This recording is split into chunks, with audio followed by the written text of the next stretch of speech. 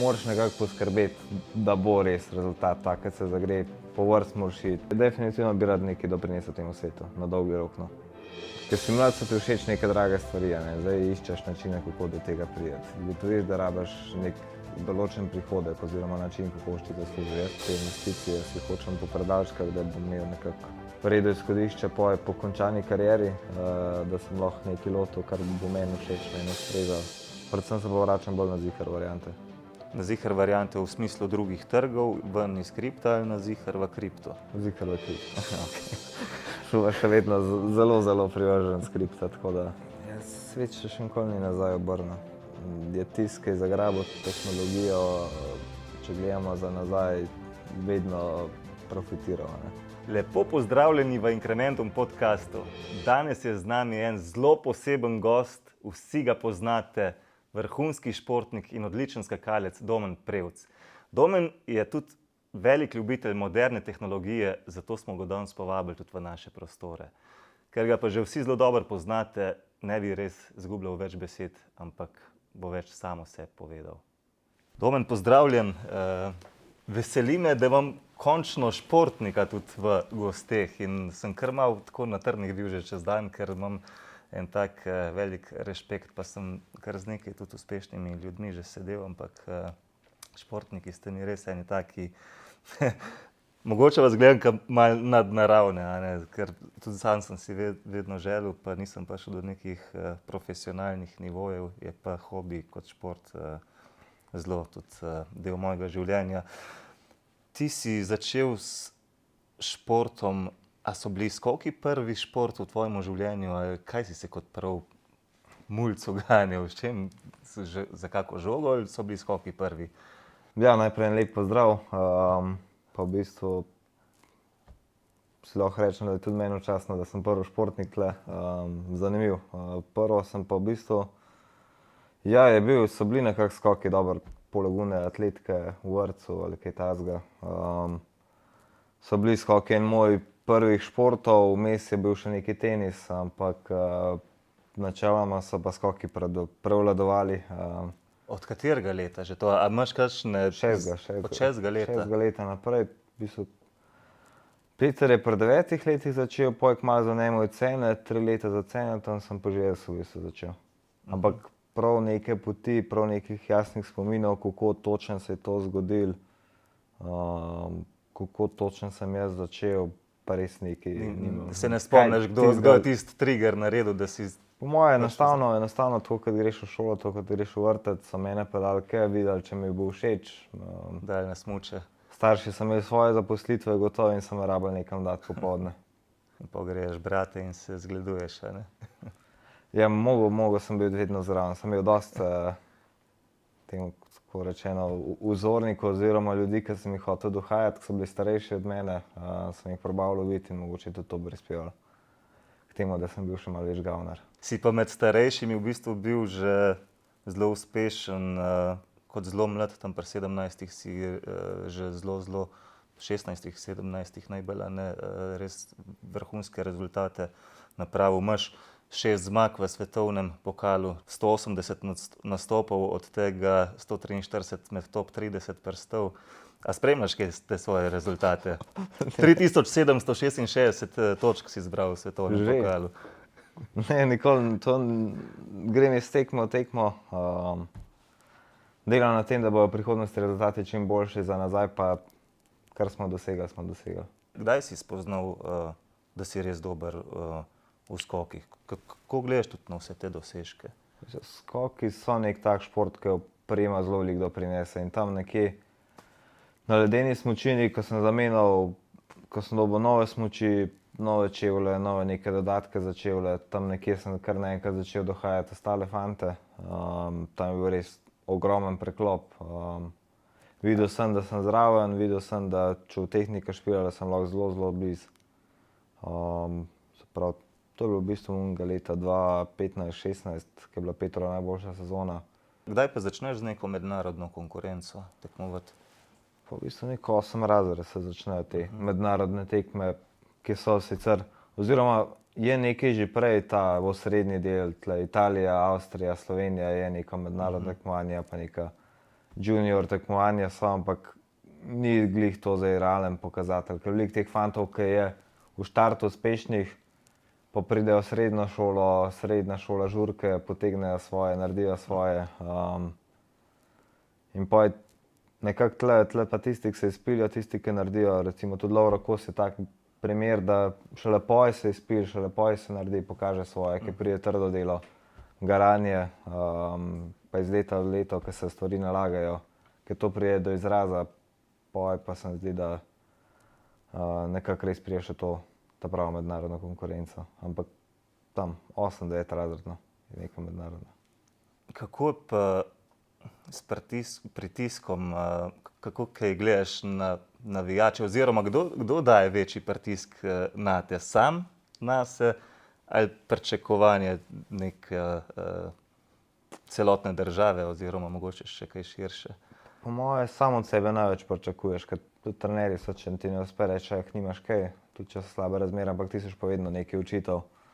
Pa tle mogoče sem menil navijače, včasih imam res tak slab občutek, ker bi rad bi si vzel čas za vse navijače, pa rad bi marsikomu več avtogram podpis dal, ker si to želi, z marsikomu sliko naredil, ampak enostavno velikokrat nimaš časa in malo se grižaš, malo ti slabo, malo nimaš tistega ta pravega občutka, ampak moraš poskrbeti zase, moraš se prištimati na naslednji skok, moraš prištimati sam sebe.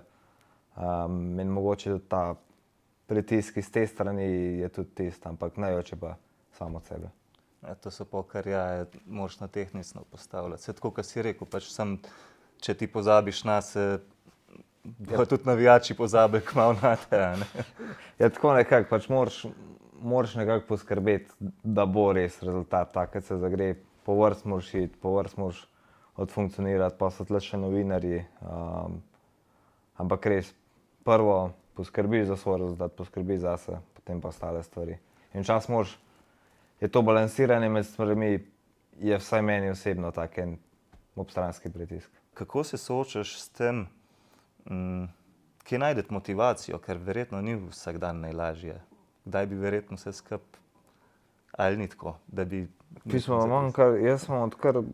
imam zelo veliko zagona, zaenkrat še ne vem.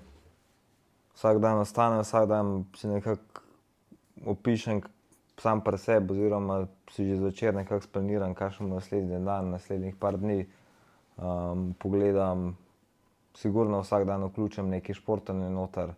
Če ne gre drugače, vsaj pol ure teka, tako da se malo zgonem, ker se mi zdi, da telo tudi možgani rabijo nekaj kisika, da predihajo, tudi če, ne vem, če veš, da bo samo ležal pa neke stvari prebiral, če samo pred televizijo, tudi rab telo, ta odmor, vdih v naravi, nekje zunaj, tako se jaz večino dni splaniram, da... A pa imaš prav neko rutino, da bi lahko rekel, ali zavisi od dogodkov, ki prihajajo? Čisto zavisi od dogodkov, ki prihajajo. Da bi prav neko rutino, ko vstaneš zjutraj, pa da imaš, ne vem, neke vaje, ki jih izvedeš, ali ne vem. Dobro, to je neke raztezne vaje, nek pozdrav soncu, to imam že od 14 leta naprej, so me navadili trenerji, da je nekaj fajn tako delati. Ker se to enostavno navadiš, je tako kot, ne vem, jutranja kava, je meni to, ta prvo raztezanje, pa imam črni čaj, recimo, to je neka taka rutina, ker če mi čas dopuščajo, rad naredim. In če pa ne, ostanemo ob 3 zjutraj, pa se napravim, pa grem, ne. Pač ni zdaj toliko, malo unga predklona, na hitro popokam mišice in grem dalje. Kaj pa na treningih, če se malo na tehnologijo naveževa? Skoki, vse postaja vse bolj doterano, in materiali, in tudi posledično dolžine letov. Kaj pa na samih treningih, vse se snema, a obstajajo tudi kakšne tehnologije so vse že zraven za spremljanje tvojega napredka?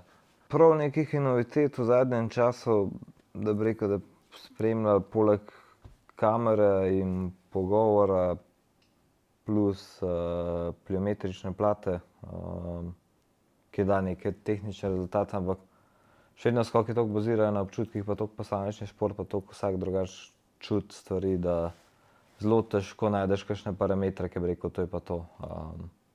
Si lahko z marsičim pomagaš, marsikaj je tazga še pojem. Vetrovnik je taka stvar, ki ti neki odgovore da, ampak na koncu pa še je zmer. pa vse v telesu. Mislim, še zmer lahko jaz grem v vetrovnik, pa lahko meni una plata pokaže vrhunske rezultate, samo če to na skakalnici ne funkcionira, nismo nič dosegali. Ne. Še zmer je treba nek balans loviti med vsemu. Je neka smernica mogoče, ki na dolgi rok pije vodo, ampak na koncu je pa še zmer skakalec tiska poje, a je to ni. A pa obstaja še kakšen šport, ki je toliko odvisen od nekih notranjih občutkov? Toliko odvisen, sej... Ja, skoki so toliko majhen šport, mi malo tako primerjati se z eno formulo, ampak jaz tudi mislim, da tam je tudi veliko tega, pa tudi, ko se razvija formula, da tudi veliko občutkov prilagajajo samo vozniku, tam recimo sam sedež, kako, kje predstavlja vse. Ali pa je to edini šport, ki ga še poleg skokov nekako spremljam. Ti si tudi avtomobilistični navdušencen. In tam, ko na formulo gledaš, je res vidiš, da tudi tam telo, glava, vse mora 2 ure odfunkcionirati in tam tudi se mi zdi, da je nekak stroj za človekom, občutki zadaj noter, tudi sam razvoj, kako se tehnologija, kako se tudi, ko se neka pravila spremenijo, enemu bolj ustrezajo, enemu manj ustrezajo, pa s prstom ne znamo točno pokazati, na kva je, ampak enostavno je tako. Preveč je faktorjev, da bi lahko točno pokazal s prstom. Moraš postati nekako eno z opremo, verjetno. Tako je. Se res začutiti. A si kdaj razmišljal, pač umetna inteligenca je tista zdaj, ki prihaja, nove tehnologije, a se že kaj pojavlja na tem področju? Pa mogoče zna biti čez par let program sam skoki. Preveč nišen šport, ampak kaj pa veš, vse se razvija, vse gre naprej. Mogoče bo kdaj, boš ti video posnetek vnesel noter, pa ti bo on dal odgovor, kaj pa zdaj tvoj naslednji korak, ki ga boš naredil v naslednjem skoku, da boš izboljšal svoj performance. Kaj pa blockchain, a se kaj omenja na tem področju? Oziroma, koliko si ti kaj domač v blockchainu? Ker naprimer v športu se načeloma bo lahko uporabljali pri neki autentikaciji, v neki transparentnosti, pri nakupu izdelkov, pri vstopnicah, pri spremljanju športnih rezultatov. Kaj te pomeni blockchain tehnologija? Blockchain tehnologija meni predvsem pove, je software, ki nam omogoča, da sistem sam sebe preverja, da pač je tako narejen, da se ne splača goljufati, da enostavno vse to avtomatsko teče, da ne moreš fejkati, no. Da stvar avtomatsko sama sebe preverja, da avtomatsko poteče, ko so neke stvari izpolnjene, ko so neke stvari dogovorjene. Se recimo tudi pri nas zdaj, ne vem, kako bojo to preverjali, ampak zdaj se bo čipirali drese, ko so nam omejili število dresov na tekmah. To je za nas Slovence, ki ne delamo ne vem koliko veliko dresov, zelo na roko pride. In pač čipirali bojo vsak kos materiala posebej, vsak del. In zdaj, kako je to preverjali, jaz upam, da bojo dali na blockchain tehnologijo, da ne bo podvajanja kakšnih, pa da ne bo kdo mogel pogoljufati sistema, da enostavno, če bo NFC klasičen dal noter, se bo dalo to hit skopirati, če bo pa dali to na blockchain, pa jaz vidim, da to zna zelo v pravo smer peljati, recimo. Ok, dotaknila smo se blockchaina, ki je osnova kripta, se pravi transparentnost, kot si v bistvu zelo dobro razložil, kaj nam lahko prinese. Čem si se pa prvo spoznal, kar se tiče investiranja, oziroma a so bile tle kakšne delnice ali plemenite kovine ali nepremičnine? Pa v bistvu sem jaz šel čisto po taki veji, zdaj meni so tako, ker si mlad, so ti všeč neke drage stvari, zdaj iščeš načine, kako do tega priti. Ugotoviš, da rabiš nek določen prihodek oziroma način, kako boš ti to služil. Jaz preden sem karkoli denarja s skokom naredil, sem videl, ok, kripto, Ethereum, zanimiv, to lahko zdaj ti iz nule praktično računalnik, program gor naložiš in zalaufaš in ti to zdaj minal Ether. Se pravi, si z minanjem začel, če prav razumem, oziroma z idejo o minanju vsaj. Tako nekako, ja. Pa je v nek prvi denar iz celinskega pokala prišel, sem celo nek mining rig sestavil. Se pravi, to je bilo že kar konkretno časa nazaj. O, 2015, kaj tazga. V bistvu Ja. 2015, 16. Po tistem, ki je Ethereum praktično skoraj vam prišel, ko se je začel malo več govoriti o njemu. Kdo te je pa takrat v bistvu, kje si zvedel? A to bilo v smučarski karavani ali je bilo to v Pa jaz od sem prijateljev? tak, da dosti prebiram, dosti YouTubea pregledam, dosti tega interneta prečesavam. Ne, meni ni biti problem cel popoldne sam pa nekaj prebirati na internetu ali pa ne, to zelo vmes sem se dal na kavo, na kosilo, pa sem 3 ure prebiral praktično stvari, ne vem.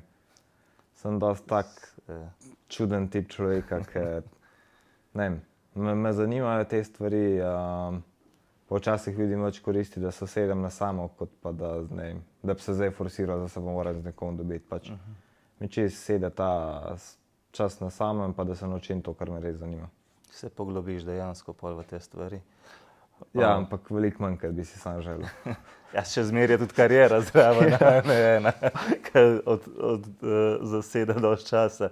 Ko smo pri kriptovalutah, koliko misliš, da bi bil tako en primeren procent, da bi človek svojega premoženja namenil kriptovalutam?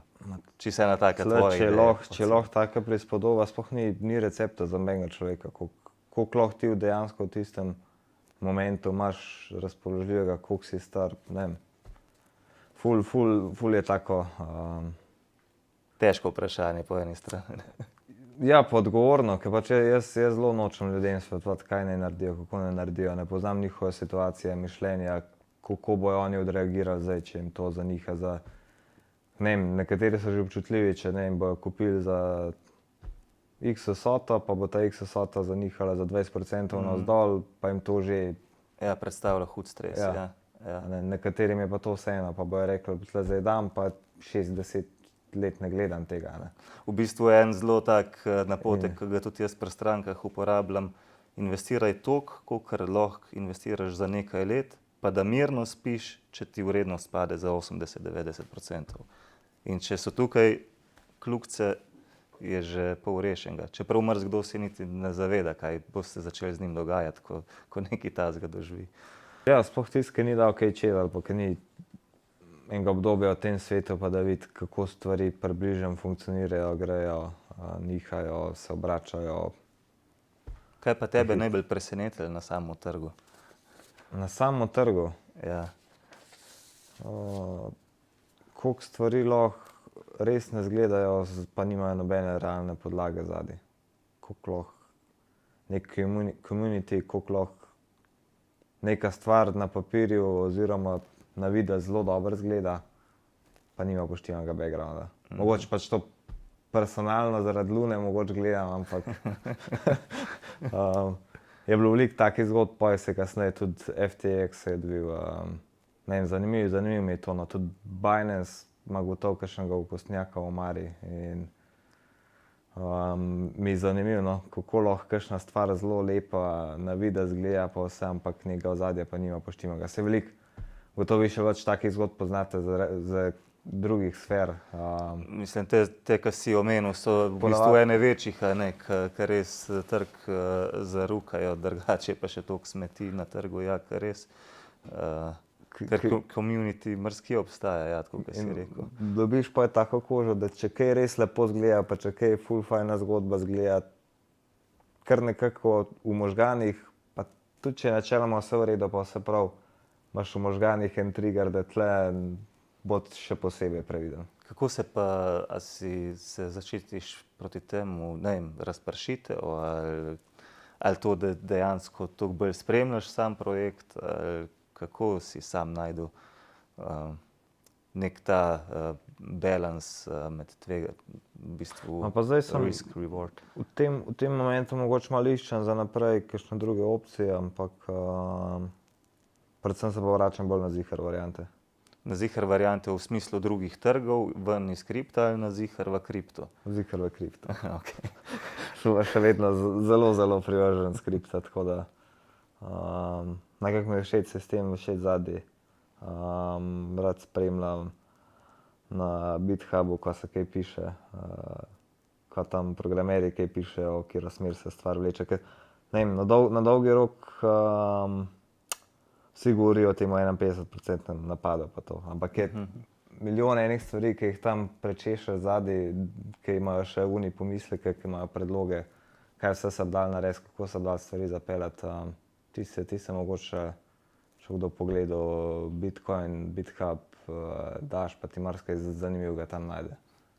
Vidim, da dosti raziskuješ, res. A pa si tako v tej karavani smučarskih skokov misliš, da v manjšini, ki se toliko tudi poglablja v te segmente, ali imaš tam dejansko kakšno klapo, s katero debatiraš o tem, mogoče tudi iz drugih reprezentanc? Jaz sem to srečal, da v modernih časih praktično povsod je eSIM in to dela in lahko kjerkoli pokličem kogarkoli tle nazaj v Slovenijo, ki se spozna na to ali kamorkoli na svetu, ker v skakalni karavani nimam konkretnega obraza, ki se lahko z njim to pogovarjal. Pa tudi zdaj meni to, da bi 24/7 ali pa skozi tedensko gledal tudi med samo sezono, raje stvari pospravim, popredalčkam na cold wallete in imam tam, ne prčkam, ker enostavno sem sam pri sebi pogruntil, če glavni sfokusiran na skokih, ne bo nič od nič. Mislim, skoki ste sigurno zmeri znova navdajo s tistim adrenalinom in dobrimi občutki. A lahko kakšno vzporednico tako potegneš z investiranjem, tako ko vidiš neke zelene kendle ali pa tako Bitcoin ali neki Ethereum se povzpenja, tisti občutki v telesu, a so kaj podobni? Ma pa tle bo malo drugače, bolj bi tako, ko poslušam z kakšne poslovne zgodbe, kakšne poslovne uspehe, kakšne tam zgodbe zadaj. Bolj bi tam, z enega poslovnega sveta, z enega vodenja neke firme, vodenja nekih projektov, vodenja kakšnih takih projektov, bolj bi tam kakšno vzporednico vlekel, ker tle pa to, kako pa te stvari grejo, zelo, zelo težko, ker nimam jaz toliko občutka, da sem jaz res toliko naredil, da se je pa Bitcoin zdaj glih v tem momentu uspel. Je le masa ljudi, je le community tle zadaj, ki poskrbi, oziroma zdaj so že večje institucije, ki poskrbijo, da se stvari premikajo, kamor se premikajo.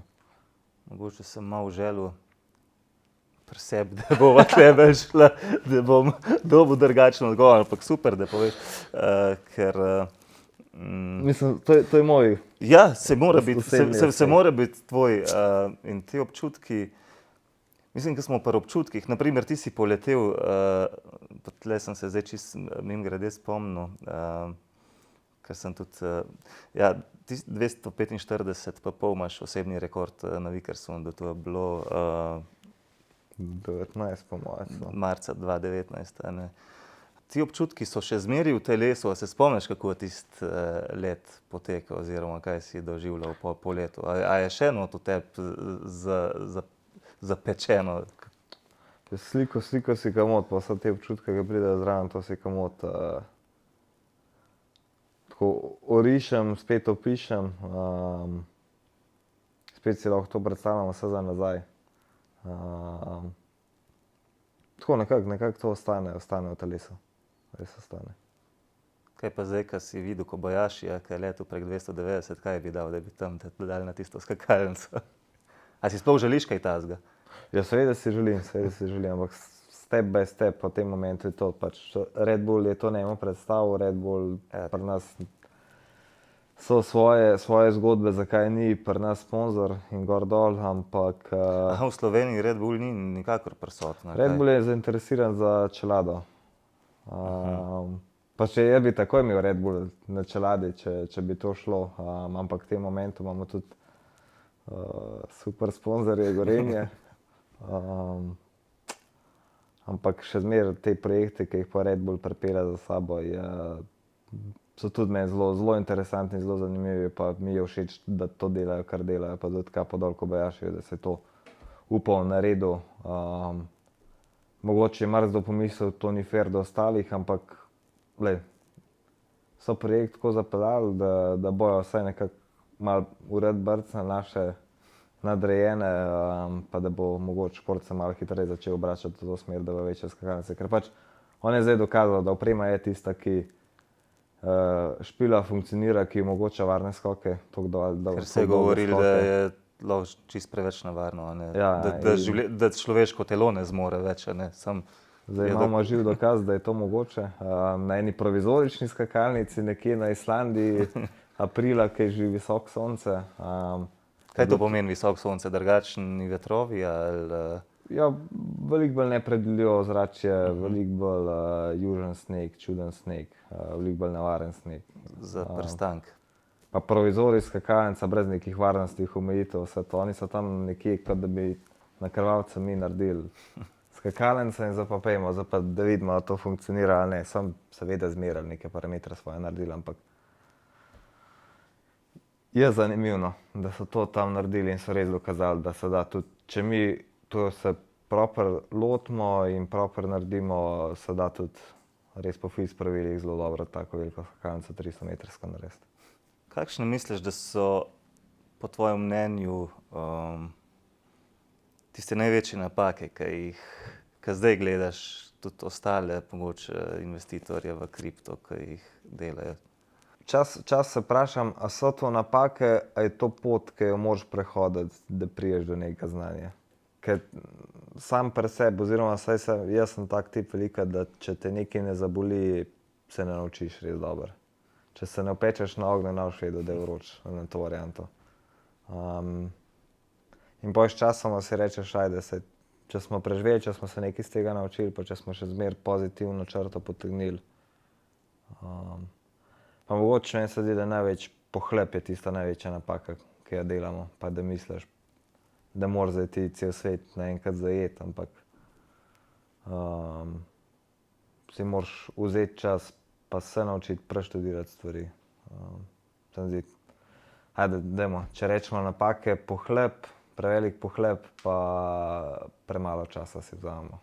Tudi v tem smislu, koliko časa si boš ti nalagal, vzel. Zato, da sploh greš noter pol tudi v investiciji? V investiciji predvsem to. Koliko časa vztrajaš?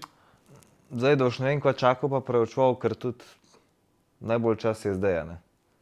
Zdaj tudi kogarkoli gledam, spremljam, karkoli sem gledal, vsi rečejo, tudi če so začeli 2009, 2010, takrat, ko je bila največ kriza, pa takrat, ko je bilo najslabije, pa tudi če so 2008 začeli, pa je šel trg dol, so še zmeraj, važno je bil, da so bili dalj časa noter, da so dalj časa v tem svetu, ker sam sebe ne štejem, da bi prav kaj veliko poti prehodil, da bi kaj prav veliko se tle naučil, ker sem neko obdobje me še čaka, nekaj se še rad naučil, preden bi lahko kaj konkretne nasvete delal za naprej. Zdaj, se pravim, zdaj nekako hočem nek balans v življenju najti, da bom funkcioniral, da bom naredil kariero v skokih, tako kot se zagredem, tle dal 100%. Te investicije si hočem po predalčkah, da bom imel nekako v redu izhodišče po končani karieri, da sem lahko nekaj lotil, kar bo meni všeč, meni ustrezalo. Predvsem tako nekako zdaj gledam. Kako pa vidiš, nekaj si že dotaknil, ja, da hočeš zdaj postaviti si med kariero že za naprej, ampak kako prihodnost vidiš po... Saj ne misliš še naslednji let končati, da ne boste 3 prevci zaporedoma v letih. Ok, čez 10 let, ko končaš kariero, kje se pol vidiš kasneje? No, še sam ne vem, kam bo šlo, ampak sigurno me ta svet zanima, tehnologija me zanima. Ne vem, pa recimo sama tehnologija, kako se stvari, kako se svet obrača, to me predvsem zanima.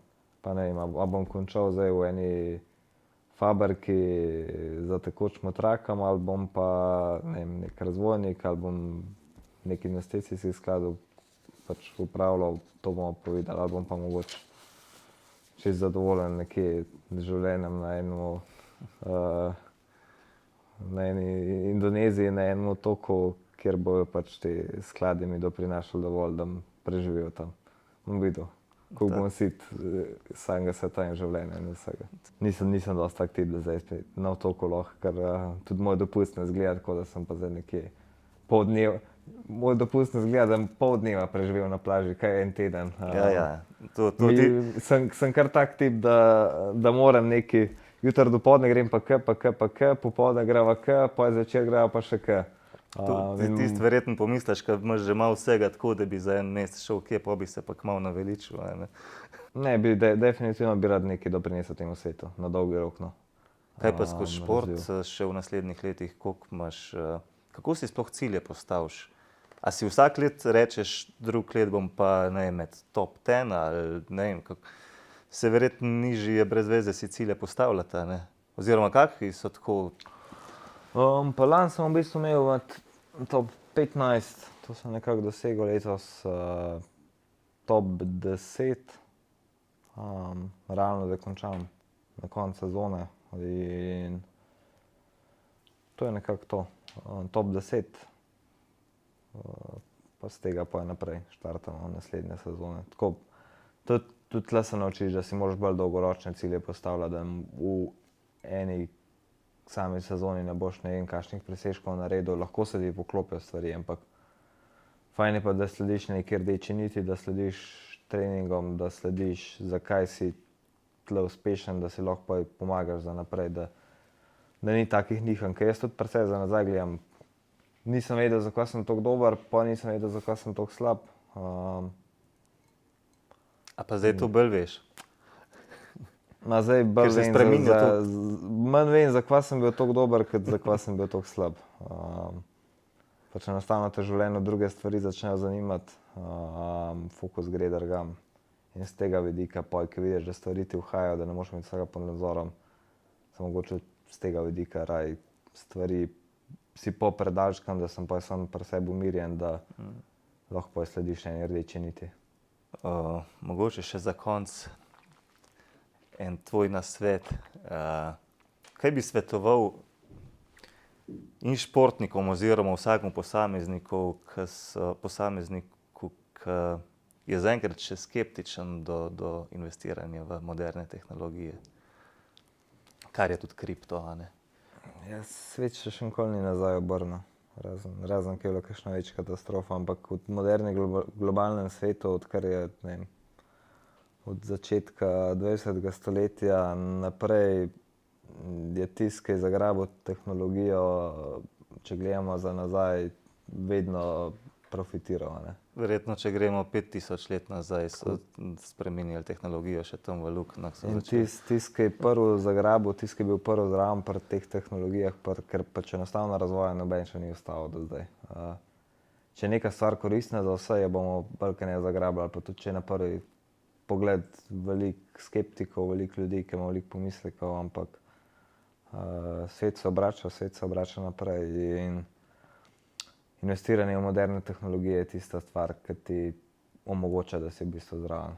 Sploh v modernih časih. Včasih mogoče si rabil, je bilo veliko bolj težko, pa si veliko težje kam investiral, danes je pa, ko imamo internet vsi praktično v žepu, pa nimamo nekih izgovorov, zakaj ne bi mogli česa narediti. Pač pa treba se lotiti, treba je počasi. Pa ne vem pa, če je to lahko eno leto samo prebiraš, samo da nekaj delaš na tem, da greš v tej smeri,